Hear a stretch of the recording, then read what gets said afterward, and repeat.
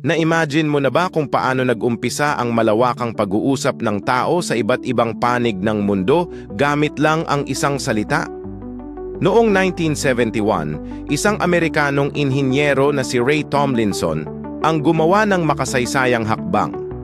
Nagpadala siya ng mensahe mula sa isang computer papunta sa isa pa gamit ang simpleng salitang QWERTY op. Hindi ito sinadyang maging sikat. Nagsimula lang ito bilang eksperimento sa teknolohiya.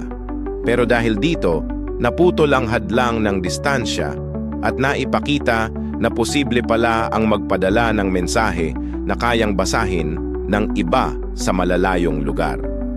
Ang isang salitang iyon ay naging unang hakbang tungo sa mas mabilis, mas madali at mas malawakang komunikasyon sa buong mundo. Sa simpleng pagsubok na iyon, nabuksan ang pinto para sa milyon-milyong tao na magkausap, magbahagi ng kwento at magtulungan kahit gaano pa sila kalayo.